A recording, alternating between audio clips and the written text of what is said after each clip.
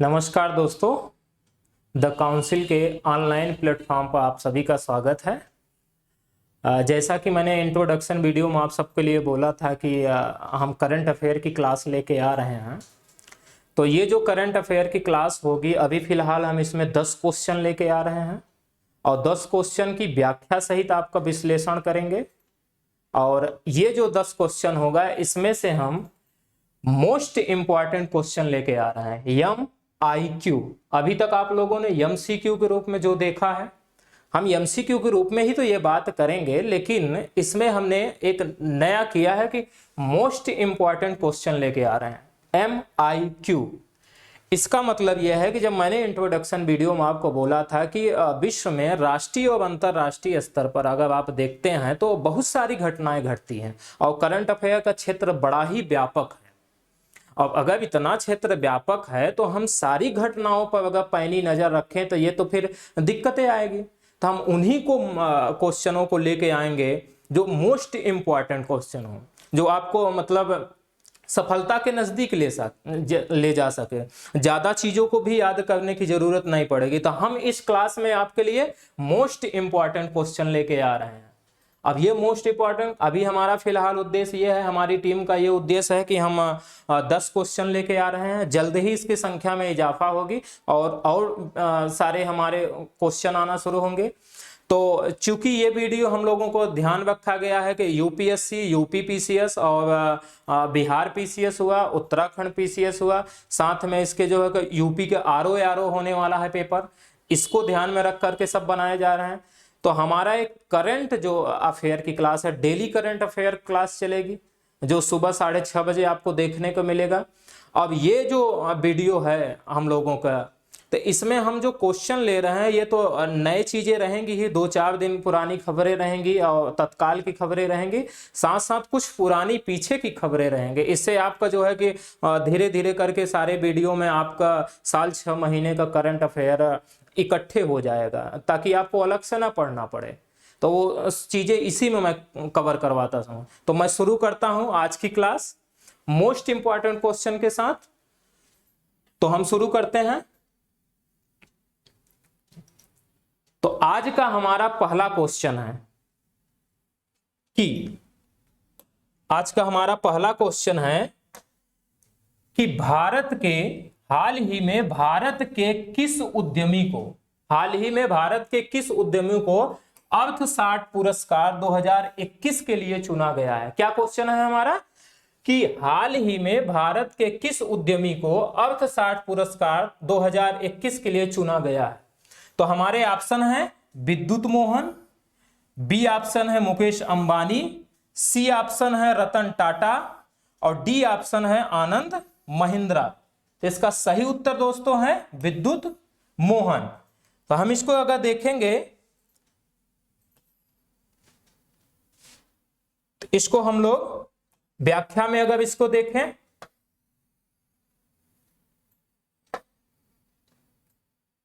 तो ये हमारी व्याख्या होगी।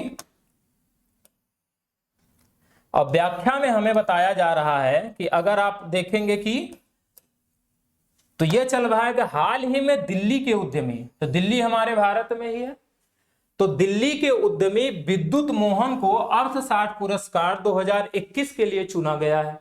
तो पहला ऑप्शन से ही समझ में आ गया कि इसका उत्तर जो है कि ए है, विद्युत मोहन। अब आप देखेंगे कि इन्होंने यह पुरस्कार अपनी नवीन तकनीकी के लिए जीता है, जो ईंधन बनाने हेतु कृषि अपशिष्ट का पुनर्चक्रण करती है। ये किस लिए इनको पुरस्कार दिया गया? तो इन्होंने एक ऐसी तकनीक का विकास किया है जो ईंधन बनाने हेतु कृषि अपशिष्ट का पुनर्चक्रण करती है। आप अगर देखेंगे तो खेतों में जो खेत की फसल जो बचती है, जो उसके अपशिष्ट होते हैं, उसको लोग जला देते हैं वहीं खेत में। तो खेतों में जलाने से जमीन की जो उर्वरा शक्ति है वो कमजोर हो जाती है। तो इन्होंने ऐसा काम किया तकनीकी के माध्यम से कि अब वो अपशिष्ट को ईंधन के रूप में प्रयोग किया जाएगा, जो है कि उर्वरक भी बनाए जाएंगे, उससे जो कृषि के विकास के लिए ज्यादा मायने रखेगा। इसको देखते हुए इनको जो है विद्युत मोहन जी को अर्थशास्त्र पुरस्कार 2021 के लिए चुना गया है। अब अगर आप जानेंगे तो अर्थशास्त्र पुरस्कार क्या है, तो अर्थशास्त्र पुरस्कार की स्थापना प्रिंस विलियम और रॉयल फाउंडेशन द्वारा किया गया, 2020 में की गई। तो एक क्वेश्चन इसमें और भी बन सकता है। आप ये भी ध्यान रखें कि क्वेश्चन को जब व्याख्या पढ़ें तो उसी में से बहुत सारे क्वेश्चन और भी बन सकते हैं। जैसे अगर आप देख रहे हैं तो इसमें देख रहे हैं दिल्ली का है, और अगर अर्थशास्त्र पुरस्कार की बात की जा रही है तो पूछा जाएगा कि इसकी स्थापना किसके द्वारा की गई, तो प्रिंस विलियम और रॉयल फाउंडेशन द्वारा किया गया है। अब कब किया गया है, तो 2020 में किया गया, और 2021 में पहली बार यह पुरस्कार प्रदान किया जा रहा है। तो आपसे यह ऐसे भी क्वेश्चन आ सकता है, अर्थशास्त्र पुरस्कार पाने वाला पहला उद्यमी कौन है, तो विद्युत मोहन जी होंगे, क्योंकि 2021 में पहली बार यह पुरस्कार प्रदान किया जा रहा है। फिर आगे लिखा कि यह पुरस्कार उन व्यक्तियों, टीमों या सहयोगों, जैसे वैज्ञानिक हैं, कार्यकर्ता हैं, अर्थशास्त्री हैं, सामुदायिक परियोजनाएं हैं, नेता हैं, सरकारें हैं, बैंक, व्यवसाय, शहर और देश को प्रदान किए जा सकते हैं जिनके व्यवहारिक समाधान जलवायु संकट में, किसके, जिनके व्यवहारिक समाधान जलवायु संकट से मुकाबला करने में महत्वपूर्ण योगदान देते हैं। अब कृषि में जो अपशिष्ट है वो जलवायु संकट में मुकाबला करने में महत्वपूर्ण तो रोल अदा ही करेगा। फिर विजेता को इसमें अगर पूछा जाए कितने राशि दी जाती, तो 1 मिलियन यूरो की राशि इसमें प्रदान की जाती है। ये आपको ध्यान रखना है। तो ये पहला क्वेश्चन हमारा रहा। अब चलते हैं नेक्स्ट वीडियो पर हम लोग। नेक्स्ट क्वेश्चन हमारा है,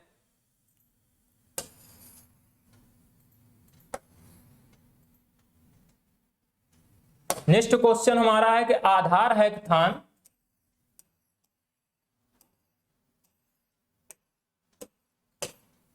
आधार हैकाथॉन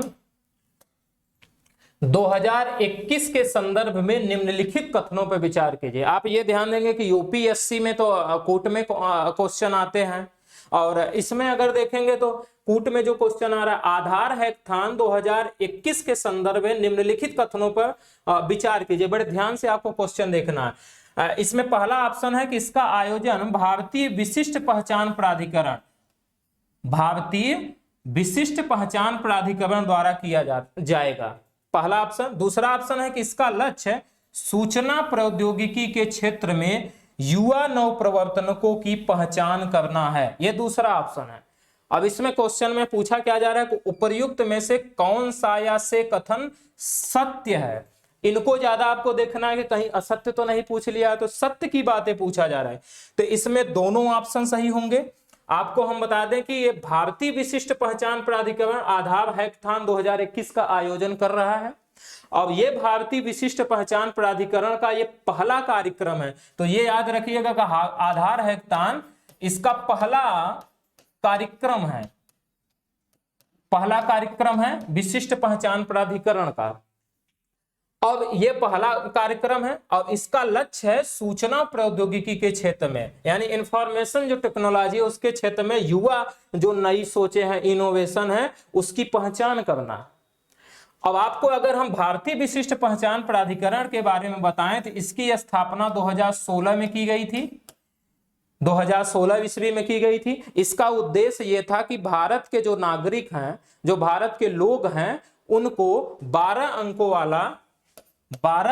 वाला आधार कार्ड मुहैया कराना है, आधार कार्ड मुहैया कराना है।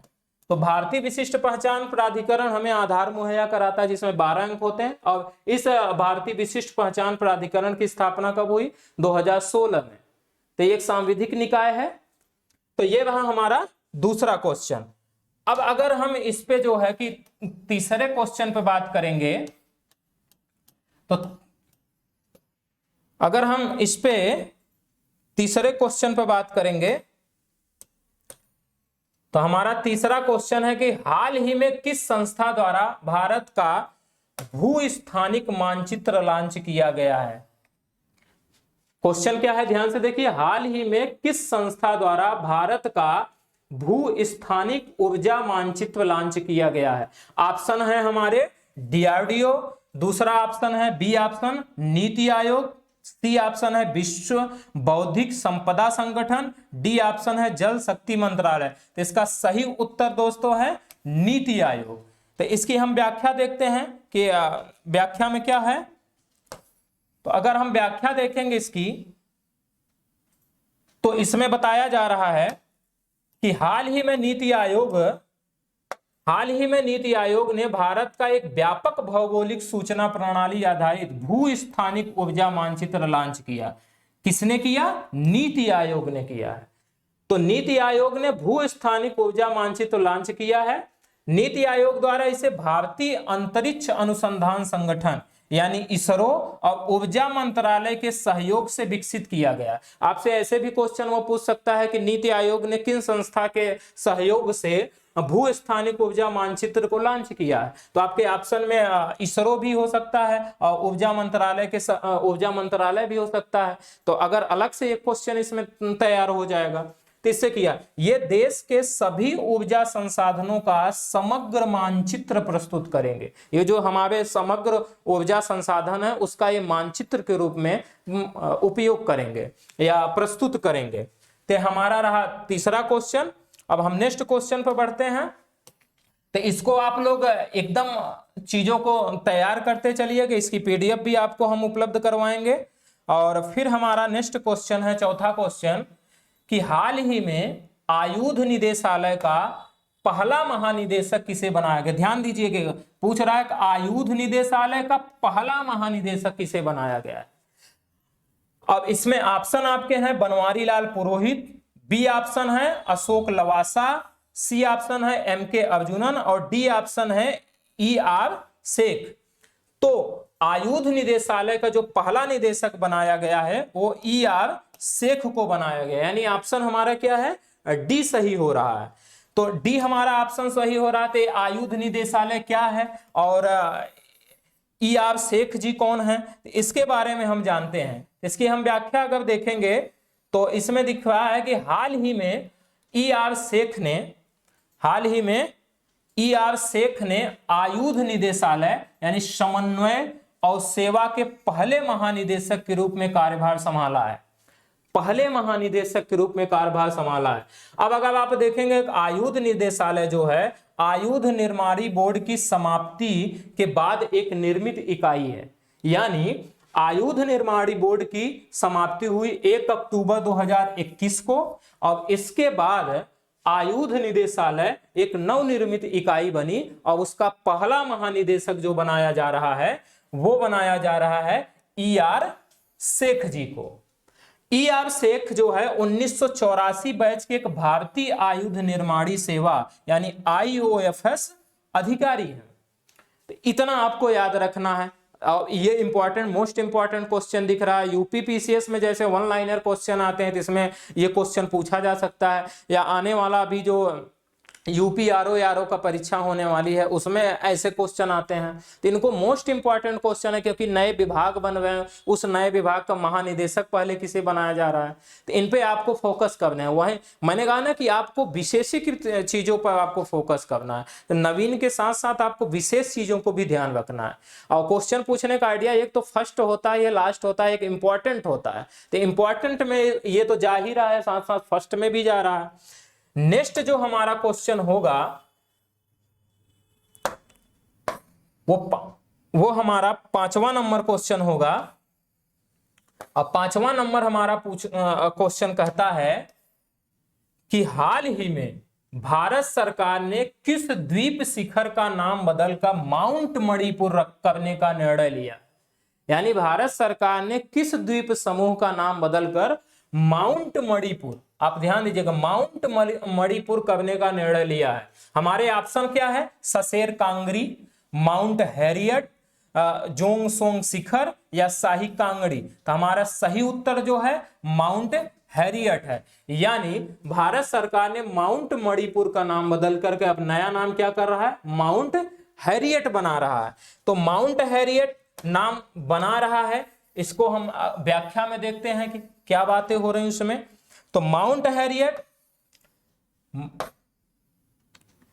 देखिए इसमें मणिपुर के स्वतंत्रता सेनानियों को श्रद्धांजलि देने के उद्देश्य से, ये लाइन को आप देखिए, मणिपुर के स्वतंत्रता सेनानियों को श्रद्धांजलि देने के उद्देश्य, की पॉइंट आपको पकड़ने की जरूरत, उद्देश्य से केंद्र सरकार ने माउंट हैरियट द्वीप शिखर का नाम बदलकर माउंट मणिपुर करने का निर्णय लिया है।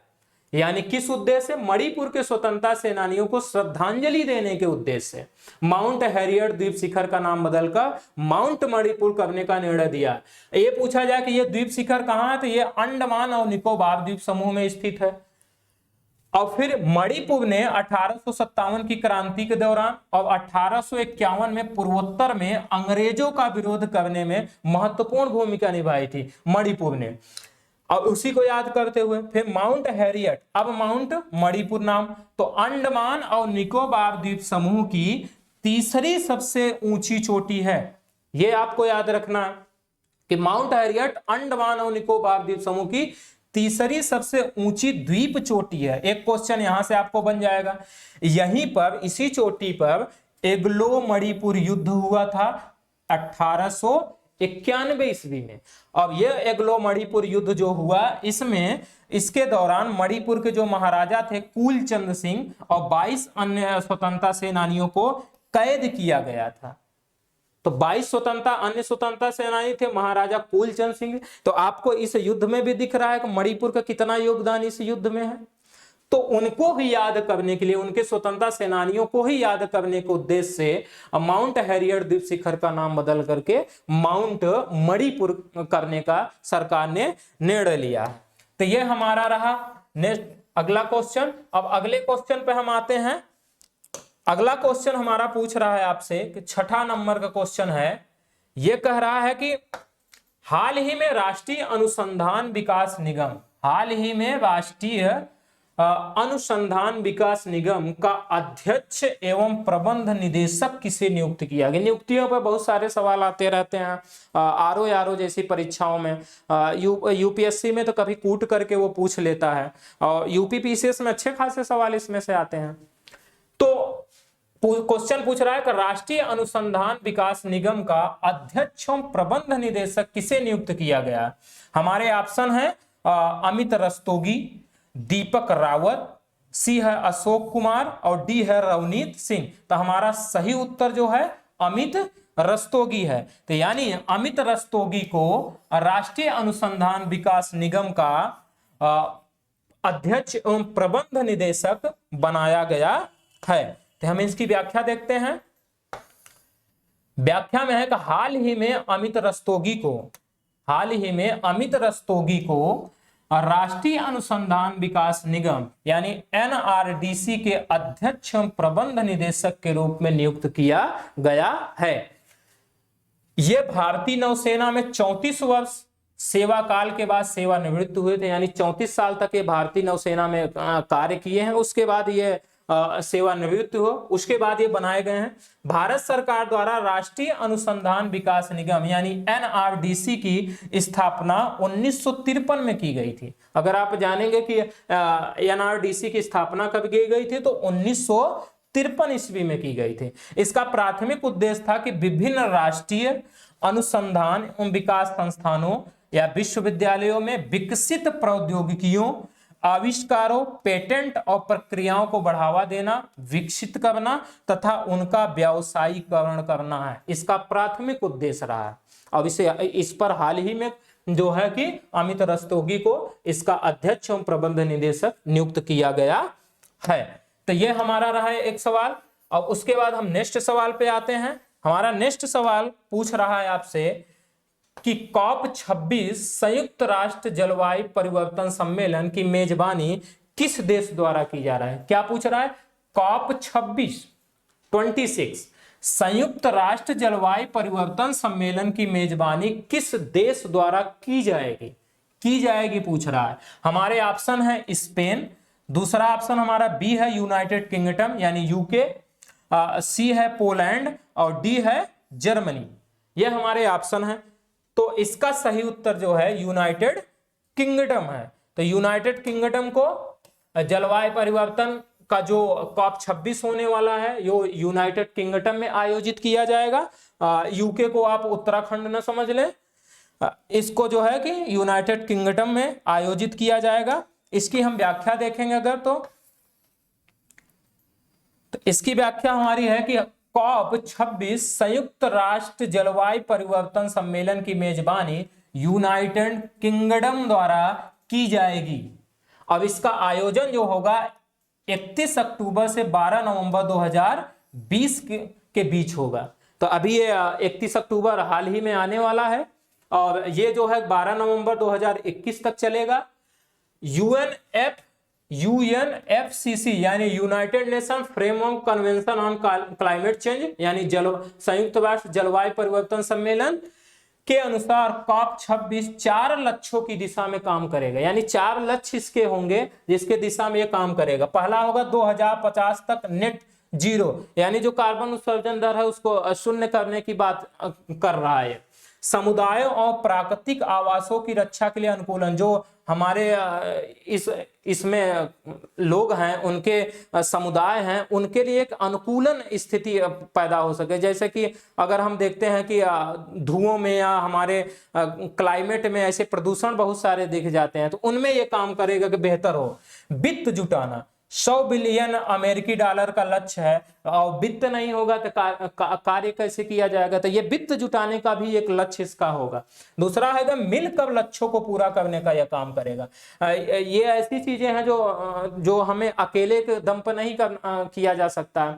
तो विश्व के सभी देश अगर मिलेंगे तब इस पे हम बेहतर रणनीति बना सकते हैं, बेहतर काम कर सकते हैं। तो इसका चौथा लक्ष्य जो है कि मिलकर लक्ष्यों को पूरा करना है, यानी सभी लोगों को मिलाया जाएगा।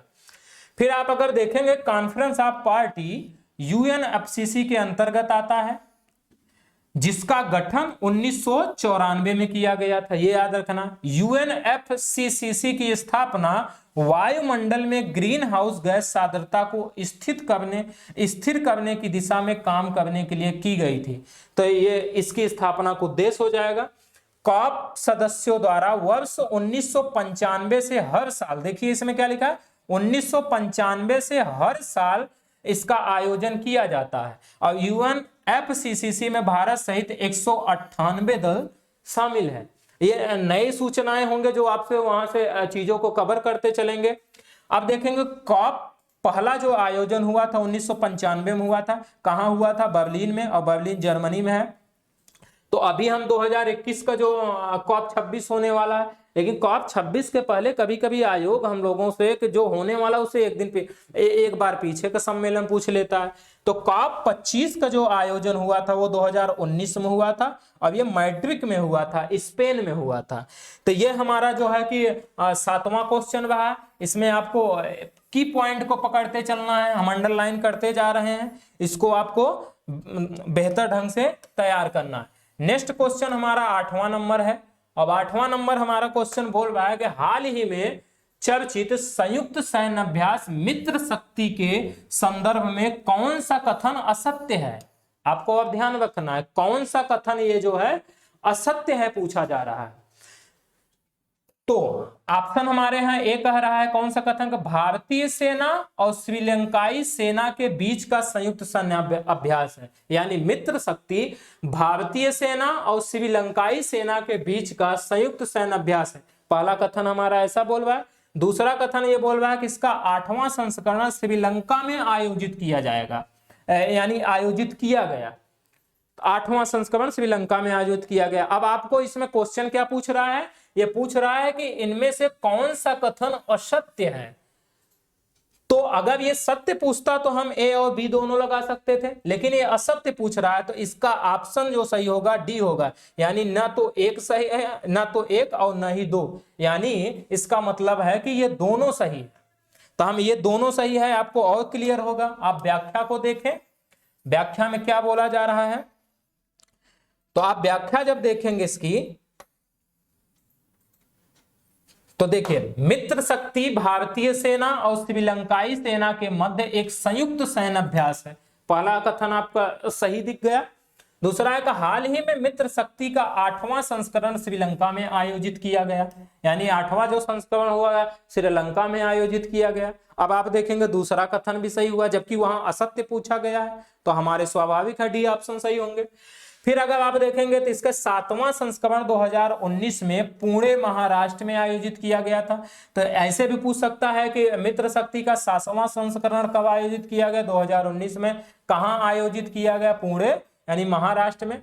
इस सैन्य अभ्यास का जो उद्देश्य है, दोनों देशों के सशस्त्र बलों के बीच निकट संबंधों एवं तालमेल और अंतर संचालनीयता को बढ़ावा देना तथा विद्रोहों की रोकथाम एवं आतंकरोधी अभियानों में सर्वोत्तम प्रथाओं को साझा करना। यानी ऐसा संयुक्त अभ्यास है, इसमें दोनों देशों को सहयोग होगा ताकि वो जाकर के आतंकवादी अभियानों को जो है सर्वोत्तम प्रथाओं को साझा कर सके। तो हमें इस उद्देश्य से ये संयुक्त सम्मेलन अभ्यास लाया गया है। भारत और श्रीलंका की सेना के मध्य ये हो रहा है। तो ये हमारा क्वेश्चन हुआ। फिर नेक्स्ट क्वेश्चन हमारा है कि विश्व खाद्य दिवस कब मनाया जाता है। ये क्वेश्चन हमारा है कि विश्व खाद्य दिवस कब मनाया जाता है। ऑप्शन आपके हैं 2 अक्टूबर, बी ऑप्शन है 10 अक्टूबर, सी ऑप्शन है 16 अक्टूबर और डी ऑप्शन है 17 अक्टूबर। तो विश्व खाद्य दिवस के बारे में हमसे यह पूछा जा रहा है कि विश्व खाद्य दिवस कब मनाया जाता है। तो विश्व खाद्य दिवस कब मनाया जाता है, आप इसको देखें। तो विश्व खाद्य दिवस 16 अक्टूबर को मनाया जाता है। व्याख्या में देखेंगे तो प्रत्येक वर्ष वैश्विक स्तर पर खाद्य और कृषि संगठन के स्थापना दिवस को चिन्हित करने के लिए 16 अक्टूबर को विश्व खाद्य दिवस मनाया जाता है। किसकी स्थापना को चिन्हित करने के लिए? खाद्य और कृषि संगठन के स्थापना दिवस को चिन्हित करने के लिए प्रत्येक वर्ष 16 अक्टूबर को विश्व खाद्य दिवस मनाया जाता है। यह दिवस भूख, कुपोषण, खाद्य स्थिरता एवं खाद्य उत्पादन हेतु जागरूकता बढ़ाने पर जोर देता है। इसका उद्देश्य रहा है। इस वर्ष 2021 के विश्व खाद्य दिवस का विषय है स्वस्थ भविष्य के लिए सुरक्षित भोजन। स्वस्थ भविष्य के लिए सुरक्षित भोजन। आपसे जो है कि जो भी दिवस मनाए जाते हैं उसके विषय पूछ लिए जाते हैं। तो 2021 में जो विश्व खाद्य दिवस मनाया गया उसका विषय क्या है? स्वस्थ भविष्य के लिए सुरक्षित भोजन। अगर हम खाद्य और कृषि संगठन के बारे में जाने, खाद्य एवं कृषि संगठन संयुक्त राष्ट्र संघ की सबसे बड़ी विशेषज्ञता प्राप्त एजेंसियों में से एक है। इसकी स्थापना 1945 में हुई थी, जिसकी स्थापना 1945 में हुई थी। FAO यानी विश्व खाद्य यानी खाद्य एवं कृषि संगठन का जो मुख्यालय है वो रोम में है, रोम इटली में स्थित है। ये आपको याद रखना है। फिर हमारे जो नेक्स्ट क्वेश्चन है, जो हमारा आज के सेशन का अंतिम क्वेश्चन है, अभी हम तो फिलहाल 10 ही क्वेश्चन को आपके सामने लेके आ रहे हैं, लेकिन जल्द ही हम और भी क्वेश्चन आपके पास लेके आ रहे हैं। क्वेश्चन हमारा है कि हाल ही में वरासत अभियान का संचालन किस राज्य द्वारा किया गया। ये वरासत यहां हो गया, तो इसको वरासत आप समझ, वरासत अभियान का संचालन किस राज्य द्वारा किया गया था, ऐसा क्वेश्चन पूछा जा रहा है। ये क्वेश्चन मैंने थोड़ा पुराना उठाया है क्योंकि हमें चीजों को और भी कवर करना है। जो एक दो क्वेश्चन तो ऐसे होंगे जो पुराने लिए जाएंगे ताकि आपको नई नई चीजें तुरंत मिलेगी। तो ये अभी तो बाद में काम आने ही वाली है, क्योंकि आने वाले समय में जो यूपी पीसीएस का प्री होगा या यूपीएससी का प्री होगा वो क्लासें ये उसके लिए बहुत ही इंपॉर्टेंट होगी। लेकिन ये अभी के लिए भी और भी इंपॉर्टेंट हो जाए, इसके लिए कुछ 1 2 क्वेश्चन 3 क्वेश्चन हम पुराने भी लेके आएंगे जो आपका चीजों को कवर करेगा। तो ये पूछ रहा है हाल ही में वरासत अभियान का संचालन किस राज्य द्वारा किया गया था। ऑप्शन हमारे हैं उत्तर प्रदेश, बी ऑप्शन है बिहार, सी ऑप्शन है हरियाणा और डी ऑप्शन है तो मेघालय। तो इसका सही उत्तर जो है उत्तर प्रदेश है। इसका सही उत्तर उत्तर प्रदेश है। तो हम इसकी व्याख्या देखते हैं। देखिए, वरासत अभियान का संचालन उत्तर प्रदेश द्वारा किया गया। तो याद रखिए उत्तर प्रदेश द्वारा किया गया। आरओ को जो अभी पेपर होने वाले उसके लिए मोस्ट इंपॉर्टेंट क्वेश्चन है। फिर भूमि संबंधी विवादों के निस्तारण के लिए इस अभियान का आयोजन किया गया था। इसका उद्देश्य क्या है? भूमि संबंधी विवादों के निस्तारण के लिए। यह अभियान 15 दिसंबर 2020 से 15 फरवरी 2021 तक चला था। ऐसा क्वेश्चन है। तो ये किस उद्देश्य से आया था? भूमि संबंधी विवादों के निस्तारण के लिए। तो आज का जो हमारा सवाल होगा यही 10 क्वेश्चन पूरा होगा। हम जो अब मिलने वाले हैं। धीरे धीरे हम चीज़ों को और भी आपके लिए लेके आ रहे हैं। तो आप पर डे 6:30 बजे इसको देखना न भूलें।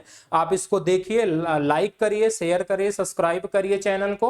और आपके लिए प्रमाणित तथ्य, क्योंकि हमारी रिसर्च टीम इतनी बड़ी बनाई गई है इन क्वेश्चनों को लेकर के, सारे लोग रिसर्च करते हैं, वो रिसर्च अपने आप में महारत हुए हैं, जो सब अच्छे PCS IAS के मेंस वगैरह दिए हुए हैं, इन सब की टीम के द्वारा आपके लिए क्वेश्चन लाया जा रहा है बड़े रिसर्च के साथ। अब ऐसा नहीं कि ऐसे क्वेश्चन लाए जाएं जो आपके लिए पढ़ने में तो लगे कि सही है लेकिन वो किसी काम का ना हो। तो हम अभी जो भी क्वेश्चन ला कर आए ये इंपॉर्टेंट क्वेश्चन होंगे। MIQ मैंने इसीलिए नाम आपको दिया है, मोस्ट इंपॉर्टेंट क्वेश्चन, कि आपको जो है मोस्ट इंपॉर्टेंट क्वेश्चन मिलेगा। आपको फिर एकदम निष्ठा के साथ उस पर लग जाना, पूरी श्रद्धा के साथ आप उस पर विश्वास करें और वो आपको निश्चित रूप से सफलता की राह पे ले जाएगा। तो मिलते हैं नेक्स्ट वीडियो में, तब तक के लिए नमस्कार, थैंक यू।